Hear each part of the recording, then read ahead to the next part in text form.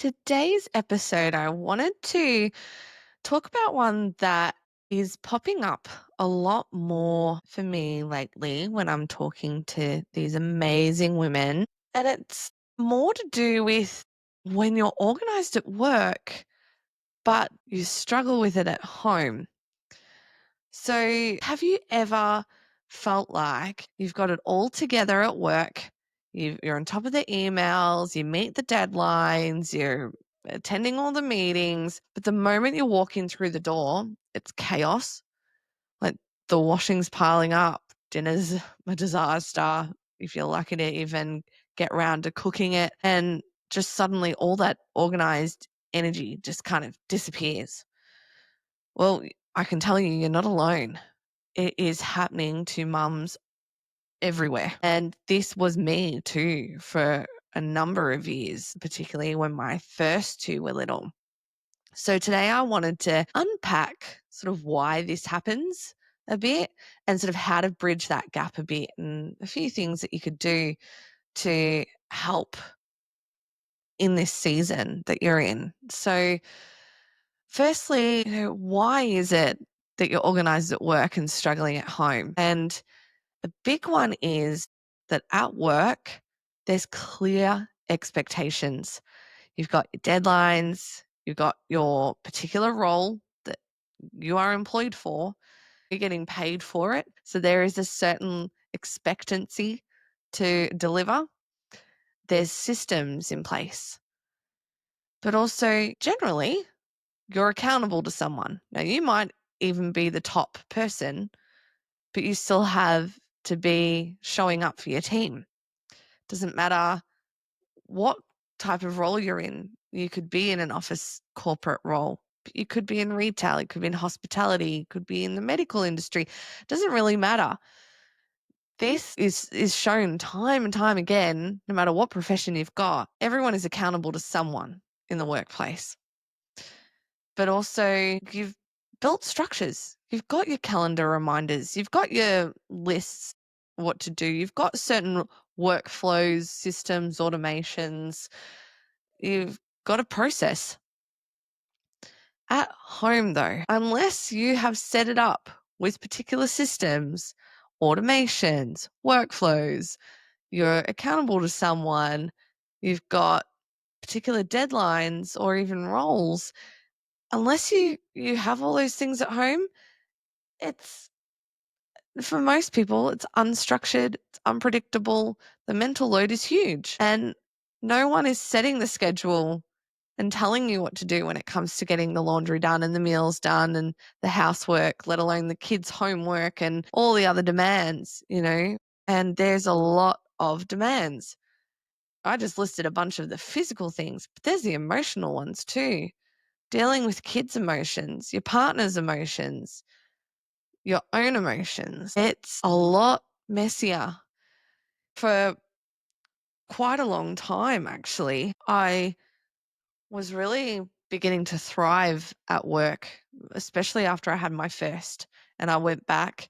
I actually realized just how much I needed that time for me. I wasn't just mum anymore, I was Mel, and it felt good. And I really started to improve and step up more with work, and I got more responsibilities and moved up, and I really enjoyed that side of things, and I had such great mentors and great leaders, and they taught me so much. I had this one absolutely lovely lady who was my leader for a while, and then I moved up to being a leader, and she moved up to different things, but she'd always be there and check in, and she taught me about time blocking and all this kind of stuff that I now help people on, but I didn't know that 6 years ago. So there's a lot more structure at work, but also a lot of the time we're not necessarily dealing with as much emotions. Now, don't get me wrong, we are dealing with people. There are emotions, there's a lot of things, but I feel like particularly the cultures I've been a part of, as healthy as they are, there's still a level of professionalism that you kind of just keep it to yourself. I think maybe it's an Aussie thing.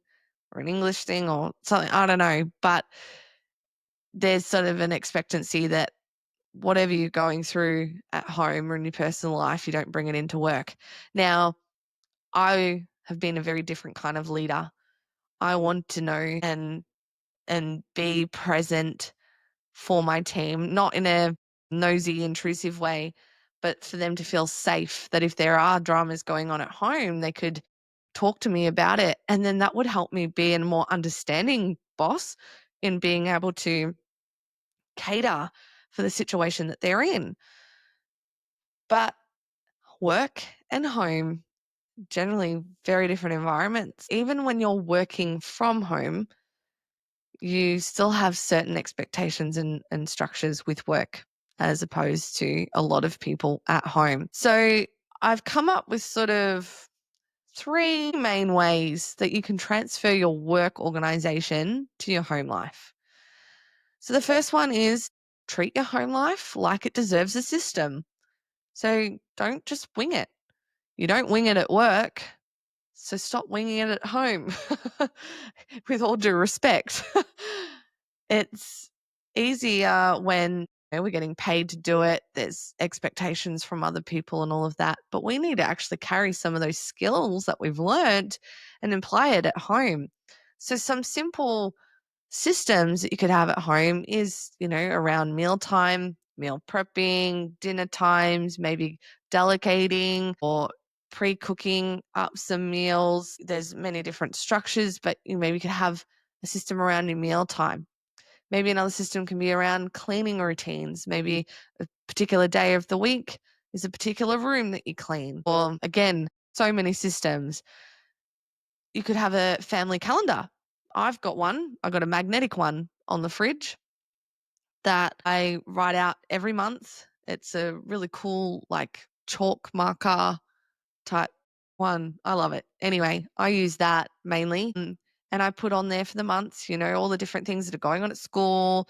If I'm in the city for work for a day or whatever it's going on, I I have that down. So it could just be creating a system where you kind of just know what everyone's doing and on what day. And it helps because every now and then when my husband needs to step in for something, he knows he can just check the fridge.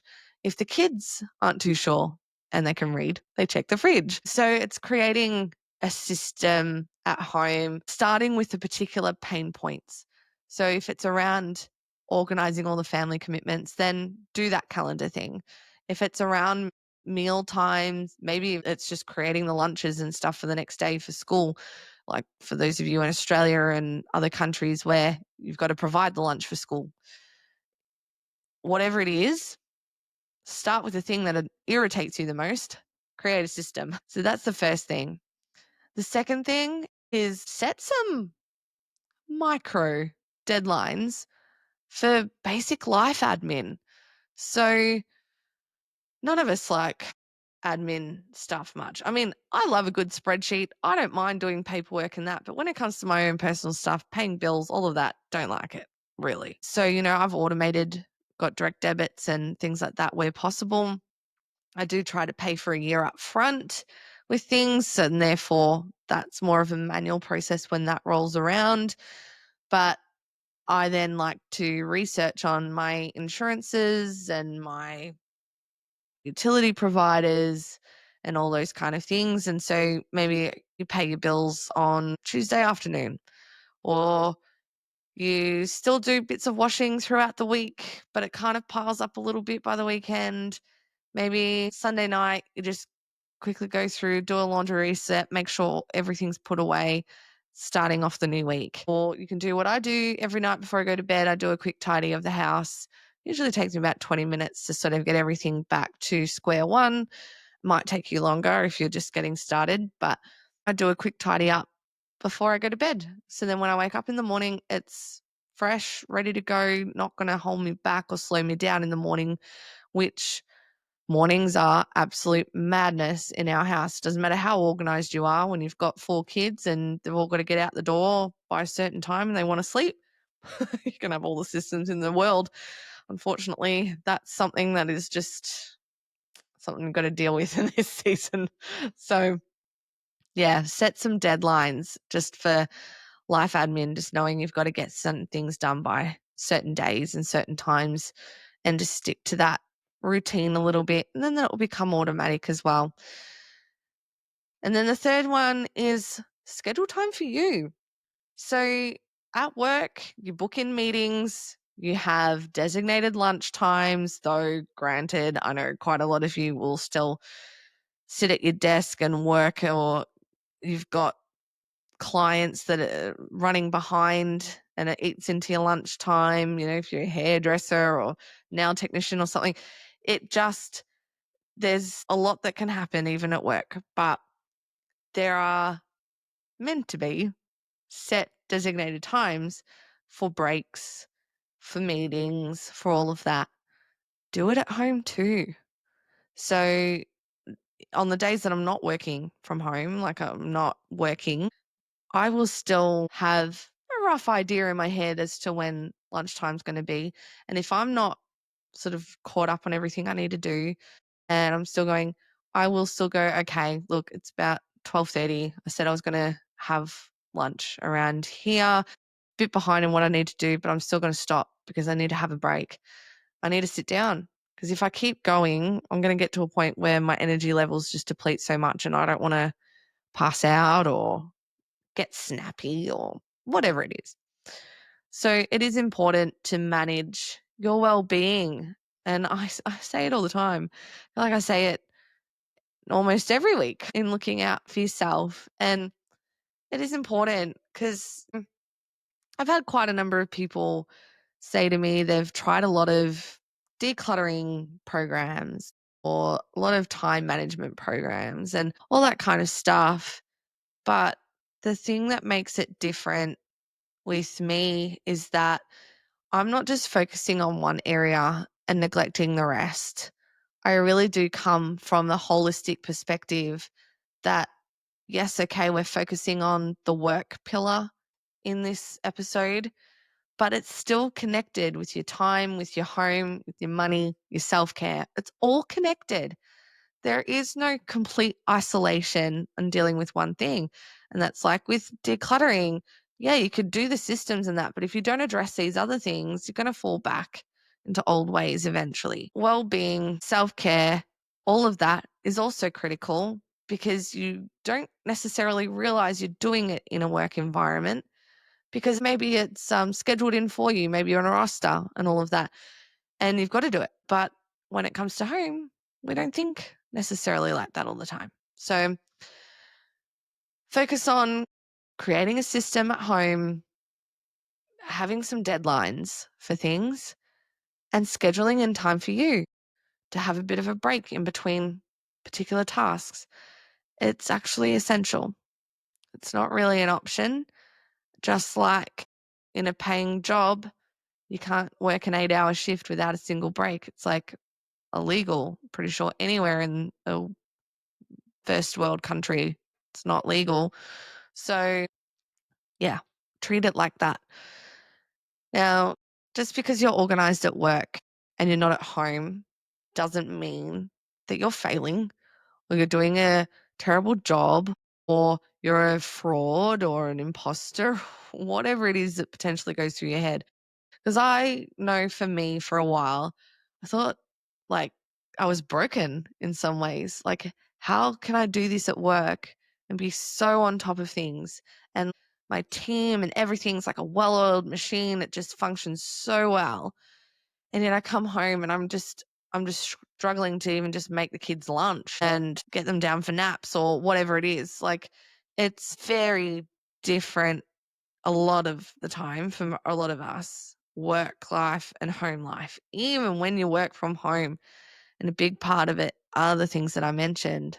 But if you feel like you're someone that needs help with those rhythms and everything, I have got the She's Organised Hub, which you're welcome to join, have group coaching, all that kind of stuff to help with that. But if you are needing to find something that works for you, that bridges the gap with your work life and your home life, I have got a free 60-minute life organizing strategy session that you can hop on with me, and we'll create a plan for you to get you started, to get you going and moving forward in being able to balance, I guess, these two worlds a bit more cohesively, and help you running. And look, you might even be completely opposite.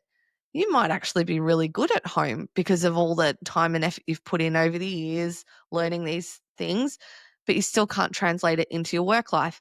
I can definitely help with that too. So if that's you, the link is in the description, details are there, and I can get you started.